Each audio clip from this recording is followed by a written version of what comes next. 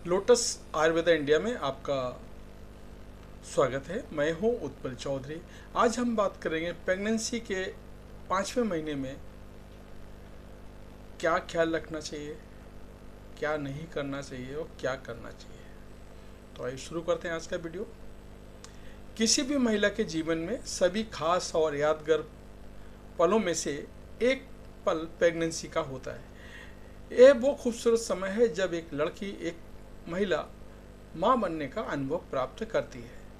Pregnancy 9 महीने के लिए एक प्रक्रिया है जिसके दौरान आपको खुशियों का आनंद लेने के साथ साथ कुछ सावधानियां भी बरतनी पड़ती हैं।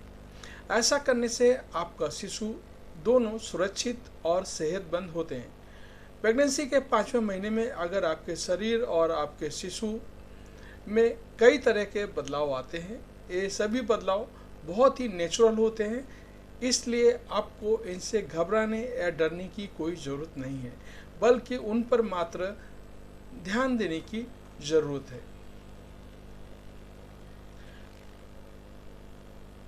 प्रेगनेंसी के 5वें महीने के दौरान आपके शरीर में होने वाले बदलाव, शिशु के विकास, आपके आहार, आपके लक्षण के बारे में बात करेंगे। इन सामान्य लक्षण बदलाव को विकास के अलावा आपको दूसरी किसी भी तरह की कोई परेशानी हो तो आप तुरंत अपने डॉक्टर से बात कर सकती हैं। प्रेगनेंसी के 5वें महीने में कमजोरी और थकावट महसूस करना सामान्य लक्षण है। इस महीने में गर्भ में पल रहे शिशु का आकार या वजन बढ़ता है। इसकी वजह से आपको कमजोरी या थकान महसूस होती है। कभी कभार आपको चक्कर भी आ सकता है, लेकिन आपको इन सबसे घबराने की ज़रूरत नहीं है। ज़्यादा कमजोरी, थकावट या चक्कर आने पे आपको अपने डॉक्टर से बात करना चाहिए। जैसा कि हमने पहले ही कहा, इस महीने में शिशु का आकार और वजन बढ़ता है, इसलिए आपकी पीठ के निचले हिस्से में दर्द होना कॉमन है। साथ ही प्रेगनेंसी के दौरान गैस और कब्ज की भी शिकायत रहती है। इसकी वजह से आपको सिर में दर्द भी हो सकता है। प्रेगनेंसी के 5वें महीने में प्रोजेस्टेरोन हार्मोन का उत्पादन और आपके शरीर का वजन बढ़ता है, जिसकी वजह से आपको सांस लेने में दिक्कत आती है। सांस लेने में ज़्यादा परेशानी हो तो तुरंत अपने डॉक्टर से बात करें, उनकी राय लें। इसके अलावा आपके योनि से सफ़ेद पानी भी निकल सकता है, जिसे ल्यूकोरिया के नाम से भी जाना जाता है। प्रेगनेंसी के दौरान आपके शरीर में कई तरह के हार्मोनल बदलाव होते हैं, जिनका प्रभाव आपके दिमाग पर पड़ता है। ऐसी स्थिति में आप चीज़ों को भूल सकते हैं, या फिर यूँ कहें कि किसी भी चीज़ को याद रखने में आपको थोड़ी परेशानी हो सकती है। शिशु के पोषण के लिए आपके शरीर में ज़्यादा मात्रा में खून का निर्माण होता है, जिसके कारण आपके पैरों में सूजन और दर्द भी हो सकता है। प्रेगनेंसी के 20वें सप्ताह यानी जो 5वें महीने में नाखून पर गलत प्रभाव पड़ता है, जिसकी वजह से ये कमज़ोर होकर जल्दी टूटने लगते हैं। लेकिन कुछ मामलों में प्रेगनेंसी के दौरान नाखून मजबूत भी होते हैं, और ऐसा ज़्यादातर प्रेगनेंसी के 21वें हफ्ता में शुरू होता है। इसलिए इस दौरान आपको अपने खान पान पर खास ध्यान देना चाहिए। प्रेगनेंसी के 18वें से 20 हफ्ते के बीच हार्मोनल बदलाव होने के कारण आपके मसूड़ों से खून आ सकता है। ये प्रेगनेंसी के सामान्य लक्षणों में से एक है, इसलिए आपको इससे भी डरने या घबराने की ज़रूरत नहीं है। कुछ समय बाद ये अपने आप ही ठीक हो जाता है, लेकिन अगर ज़्यादा दिनों तक ये प्रॉब्लम रहे तो आपको डॉक्टर को दिखाना होगा। प्रेगनेंसी के 18वें सप्ताह में शिशु का आकार बढ़ने लगता है। इसके कारण आपकी पीठ के निचले हिस्से में दर्द की शिकायत हो सकती है। ज़्यादातर मामलों में महिलाएं प्रेगनेंसी की पूरी प्रक्रिया के दौरान पीठ दर्द से परेशान रहती हैं। अगर आपके पीठ का दर्द भी लंबे समय तक रहता है या फिर काफ़ी तेज़ दर्द रहता है, तो फिर आपको तुरंत अपने डॉक्टर को बात करनी चाहिए। आपको उससे एडवाइस लेना चाहिए कि आपको क्या करना है, क्या नहीं करना है। प्रेगनेंसी के 19वें 20वें सप्ताह में बहुत खास होता है, क्योंकि इस दौरान पेट में पल रहे शिशु में कई तरह के बदलाव आते हैं। इस दौरान शिशु की शारीरिक विकास तेजी से होता है। आपके शरीर में कई तरह के हार्मोनल बदलाव होते हैं और इसी दौरान आपके योनि से सफ़ेद स्राव मतलब सफ़ेद वाइट डिस्चार्ज भी होता है, जिसे हम लिकोरिया के नाम से जानते हैं। ये प्रेगनेंसी के आम लक्षणों में से एक है, इसमें घबराने की जरूरत नहीं है। प्रेगनेंसी के 21वें सप्ताह के दौरान पेट में पल रहे शिशु का आकार और वजन बढ़ने लगता है, जिसके कारण शिशु को ज़्यादा पोषक की जरूरत होती है। ऐसे में शरीर में खून का अधिक उत्पादन शुरू हो जाता है और इसी दौरान पैरों की नसें ब्लॉक हो जाती हैं। नसें ब्लॉक होने की वजह से खून पैरों से दिल तक नहीं पहुंच पाता है और आपको पैरों में सूजन के दर्द की समस्याएं होने लगती हैं। प्रेगनेंसी के 20वें सप्ताह के दौरान होने वाले सामान्य लक्षण हैं, लेकिन पैरों में ज़्यादा सूजन और दर्द होने पर आपको डॉक्टर से बात करना चाहिए। मतलब मैं बार बार डॉक्टर क्यों बोल रहा हूँ, मतलब प्रेगनेंसी एक ऐसी चीज़ है कि यहाँ डॉक्टर से कुछ भी नहीं छुपाना है। जो भी आपको प्रॉब्लम है डॉक्टर से डिस्कस करना है और उसका क्या करना है वो पूछना है, क्यों बिकॉज आपकी हेल्थ अच्छी रहेगी तो आपका बच्चा भी अच्छी तरह से ही पैदा होगा, वो भी हेल्दी पैदा होगा। मैं इसके लिए बार बार आपको डॉक्टर का बात करने का सलाह दे रहा हूँ। प्रेगनेंसी के 21वें सप्ताह में नाक से खून निकलना एक आम बात है।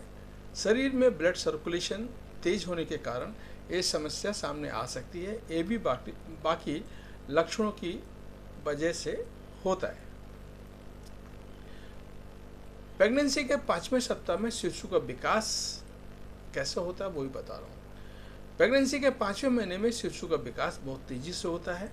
इस दौरान उसकी लंबाई 6 से 10 इंच और उसका वजन 200 से 400 ग्राम तक हो सकता है। शिशु का विकास और उसका स्वास्थ्य आपकी जीवन शैली और खान पान पर निर्भर करता है, इसलिए आपको अपने खान पान का विशेष ध्यान रखना चाहिए। और हम आपको बता रहे हैं क्या क्या बच्चे में चीज़ होती है 5वें महीने में।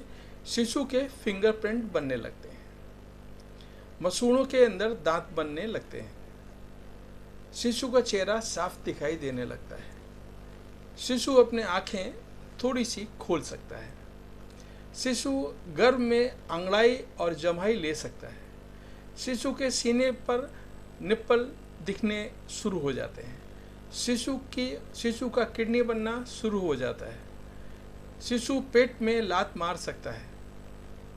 जो आपको मीठा दर्द होता है कि बच्चे ने लात मारा, मैं उसकी बात कर रहा हूँ।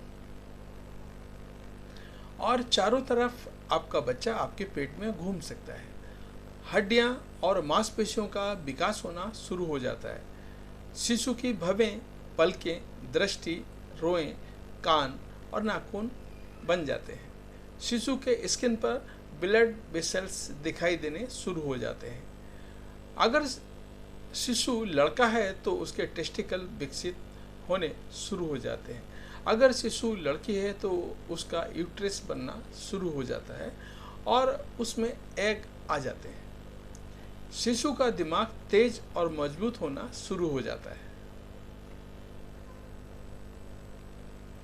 प्रेगनेंसी के 5वें महीने में बेबी बम्प अच्छी तरह से दिखाई देने लगता है। ऐसी पोजीशन में आपको बहुत ही सावधान रहने की ज़रूरत होती है। इस दौरान बच्चे का आकार, आपके शरीर में कई तरह के बदलाव होते हैं जो कॉमन है, लेकिन बदलाव होने के कारण अगर आप अपने शरीर में किसी तरह की कोई भी परेशानी महसूस करते हैं तो तुरंत अपने डॉक्टर से बात करें।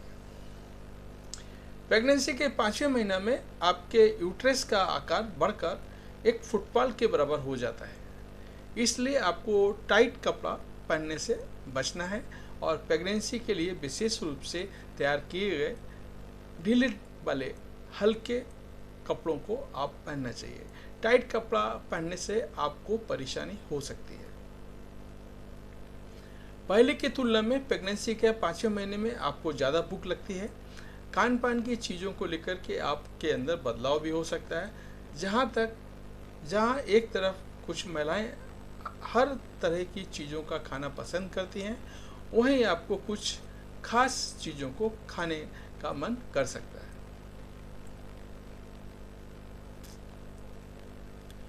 प्रेगनेंसी के 5वें महीने में शरीर में हार्मोनल बदलाव होने के कारण आपके बाल मोटे हो जाते हैं और उनका झड़ना भी कम हो जाता है।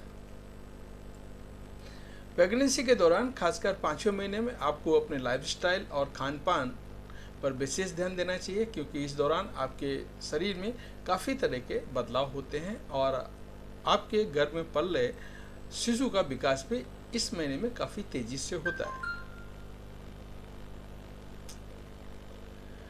ज़्यादा से ज़्यादा तरल पदार्थ और खासकर पानी पिएं, जूस पिएं, प्रोटीन से भरपूर पदार्थ खाएं जैसे कि अंडा, पनीर, दाल और सोयाबीन का सेवन करें।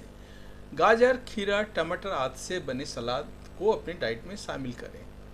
साबुत अनाज जैसे ओट्स, कॉर्न, चावल और गेहूं का सेवन करें। फल जैसे कि सेब, केला, संतरा, कीवी आदि का सेवन करें। सबसे खास किसी भी तरह की समस्या होने पर अपने डॉक्टर से संपर्क करें। और किन चीज़ों से परहेज करना है वो भी आपको बता रहा हूँ। शराब और सिगरेट से दूर रहें। कच्चा अंडा या कच्चा मांस खाने से बचें। जंक फूड को ना खाएं। कैफीन के सेवन से बचें। कोल्ड ड्रिंक से दूर रहें। अनार, अनानास और कच्चा पपीता से दूर रहें। रेसेस का ख्याल रखें। बाएं तरफ करवट लेकर के ना सोएं। लंबे समय तक बैठने या खड़े रहने से बचें। आप कुछ योगा भी कर सकते हैं, लेकिन जो मैं योगा बता रहा हूँ वो करने से पहले आप अपने डॉक्टर से बात करें कि वो योगा कर सकते हैं नहीं कर सकते हैं। वो मैं आपको इसके लिए बोल रहा हूँ कि हर स्त्री का शरीर अलग अलग होता है, तो उस पर वो उसको करना चाहिए नहीं करना चाहिए आपका डॉक्टर परफेक्टली बता सकता है।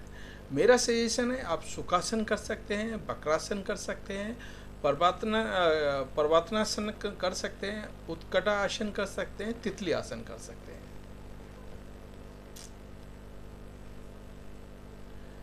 इन सभी योग को करते समय अपने परिवार में किसी महिला को अपने साथ रखें। हमारा सपोज कोई प्रॉब्लम होता है तो महिला आपकी हेल्प कर सकती है। लेकिन कोई भी तकलीफ होता है, आप कर रहे हैं तो तकलीफ होता है तो तुरंत इमीडिएट बंद कर दें। लेकिन कोई भी योगा करने से पहले अपने डॉक्टर से ज़रूर बात करें। धन्यवाद। आपको मैं बोलना भूल गया कि चैनल आपने सब्सक्राइब किया है नहीं सब्सक्राइब किया। अगर सब्सक्राइब कर लिया तो अच्छी बात है, अगर नहीं किया तो सब्सक्राइब कर लें और बेल आइकन की घंटी बजा दें, जिससे हमारे आने वाले सभी वीडियो सबसे पहले आपको मिलेगी। धन्यवाद।